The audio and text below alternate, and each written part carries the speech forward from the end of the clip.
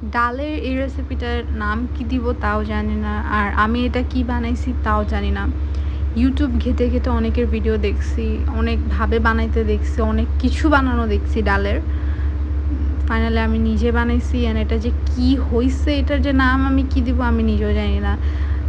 খেতে এটা এভারেজ ছিল, টেস্ট ওয়াইজ এটাকে আমি বলবো একদমই এভারেজ। বাট বানাইছি কীভাবে চলেন যেটা দেখাই। প্রথমে ডাল সারা রাতের জন্য ভিজিয়ে রাখতে পারেন। যদি মসুর ডাল ব্যবহার করেন তাহলে 4 ঘন্টা পর্যন্ত রাখতে পারেন ভিজিয়ে। তারপর এটাকে খুব ভালোভাবে পানি দিয়ে ধুয়ে নেবেন, আর এটাতে যে পানিটা ব্যবহার করে সিদ্ধ করতে হবে সেটা দিয়ে নেবেন। তারপরে আমরা ডালটাকে বেশ কিছুক্ষণ পর্যন্ত সেদ্ধ করে নিব, আর এটার ফ্লেভারটা বাড়ানোর জন্য আমরা এখানে একটা তেজপাতা ব্যবহার করেছি। এটা যখন পানিটা শুকিয়ে এসেছিলো, সেদ্ধ হয়ে গিয়েছিল ভালোভাবে, তখন আমরা এখানে মশলাগুলো ব্যবহার করব। প্রথমেই আমি এখানে ব্যবহার করেছি 1 টেবিল চামচ আদা এবং রসুনের পেস্ট। যেহেতু এটা আইসড অবস্থায় আছে তাই আমি আরেকটু পরে অ্যাড করলাম, টোটাল 1 টেবিল চামচ হয়েছে। এখানে হাফ টেবিল চামচ দিয়ে দিচ্ছি জিরার পেস্ট, আর এখানে দিয়ে দিব আমরা লাল মরিচের গুঁড়া ঝালের জন্য, এটাও আমি হাফ টেবিল চামচই ব্যবহার করলাম। তারপরে দিয়ে দিব হলুদের গুঁড়া। হলুদের গুঁড়াটা আমি হাফ টেবিল চামচের থেকে একটু কম ব্যবহার করছি, কারণ আমার এখানে কালারটা খুব বেশি দরকার নাই, আর যেহেতু হলুদটা একদম হাতে বানানো, সো কালারটা খুব পারফেক্ট আসবে, তাই অল্প ব্যবহার করলেই ভালো হয়। এরপর আমরা এখানে দিয়ে দিলাম রাঁধুনি এবং মৌরির গুঁড়া, সাথে এখানে অ্যাড করা ছিল কিছুটা পরিমাণ ধনিয়া। তারপর আমরা এখানে দিচ্ছি টমেটো সস। টমেটো সসটা এখানে আমি হাফ টেবিল স্পুনের মতন ব্যবহার করেছি, খুব বেশি ব্যবহার করিনি। আর সয়া সসটা তো একদম হাফ টেবিল চামচের থেকেও কম দিয়েছি, একদম কিছু ড্রপ বলতে পারেন। আর দিয়ে দিচ্ছি 1 কাপের মতন পেঁয়াজ কুচি, সাথে দিচ্ছি ধনিয়া পাতা, এটা হাফ কাপের মতন ছিল। তারপরে কেটে রাখা মরিচগুলো দিয়ে দিচ্ছি। মরিচগুলোকে আমি বেশি একটা মিহি কুচি করিনি, তবে কেউ চাইলে মিহি কুচি করে নিতে পারেন। এবার আমরা এখানে ব্যবহার করব ঘি, এটাও আনুমানিক হাফ টেবিল চামচ বা 1 টেবিল চামচের মতন, স্বাদ অনুযায়ী লবণ।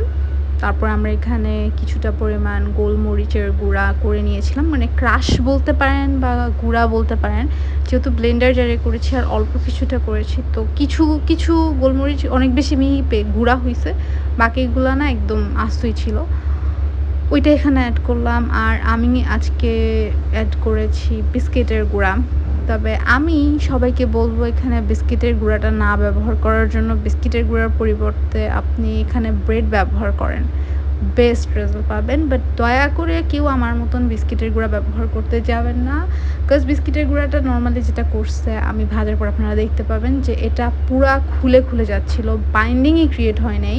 বিস্কিটের গুঁড়া ব্যবহার করার জন্য এখানে আমার উচিত ছিল একটা ডিম দেওয়া, তাহলে মেবি বাইন্ডিংটা পারফেক্ট থাকতো।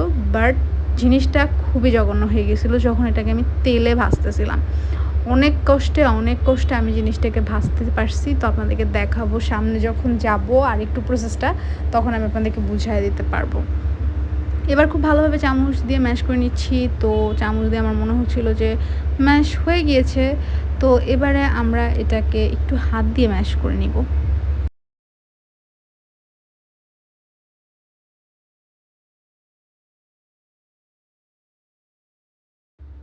দেখতে পাচ্ছেন ডালটাকে এভাবে হাতে নেওয়ার পরে বাইন্ডিং করা যাচ্ছে, বাট এই বাইন্ডিংটা একদমই পারফেক্ট হয় নাই আমারটা। অনেক কিছু শেখা হয়ে যায় রান্না করতে করতে, অনেক টিপস অ্যান্ড ট্রিক্স আসলে জানা যায় রান্নার মাধ্যমে। যারা শেফ, প্রফেশনাল শেফ, তারা কিন্তু অনেক টিপস অ্যান্ড ট্রিক্স জানে, বাট এগুলো জেনেছি কীভাবে, রেগুলার রান্না করতে করতে, তাদের জ্ঞান থেকে, তাদের ধারণা থেকে, এবং তাদের শিক্ষা, ভুলের মাধ্যমে যে শিক্ষাটা পাওয়া যায় সেটা সবচেয়ে বেশি ইম্পর্ট্যান্ট।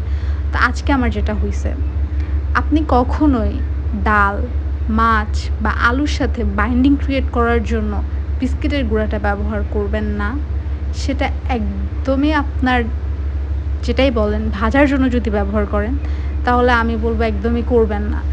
একদমই বাইন্ডিং ক্রিয়েট হবে না, পারফেক্ট তো হবেই না, একদম তেলের ভিতর দেওয়ার পর এগুলো খুলে যাবে। পারফেক্ট বাইন্ডিং করতে চাইলে ব্রেড দিতে পারেন, ব্রেড ক্রাম্বস ব্যবহার করতে পারেন, একটা ডিম মিশিয়ে নিতে পারেন, বাট বিস্কিটের গুঁড়া ব্যবহার করবেন না, শুধু শুধু বিস্কিটের গুঁড়া ব্যবহার করবেন না। বিস্কিটের গুঁড়া দিলে একটা ডিম দেওয়ার চেষ্টা করবেন।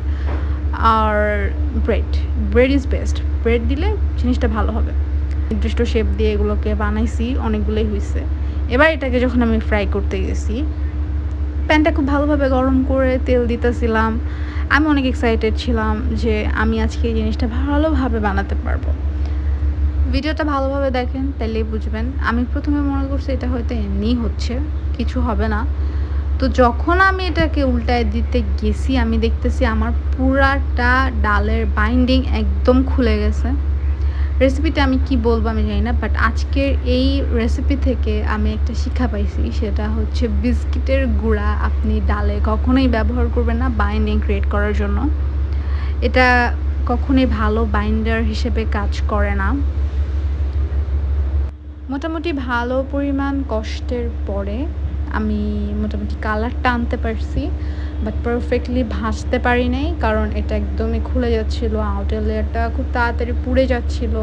আমি চেষ্টা করতেছিলাম লো আঁচে করার, বাট লো আঁচেও জিনিসটা পুড়ে গিয়েছে। তারপরে আমি যখন অল্প তেলে ভেজেছি তখন এই কালারটা আসছে। বেশি তেলে যখন ভেজেছি তখন সব খুলে গিয়েছিল। And this is the final result. আমি এটার ফলাফল নিয়ে একদমই খুশি না, বাট শিখতে পারছি ভালো জিনিসই। দেখেন পুরাই জিনিসটা একদম সফট হয়েছে, একদম এটার ভিতরে ক্রাঞ্চিনেস নাই, বাইন্ডিংটা পারফেক্ট হয় নাই, পুরা গুঁড়া গুঁড়া হয়ে গেছে জিনিসটা।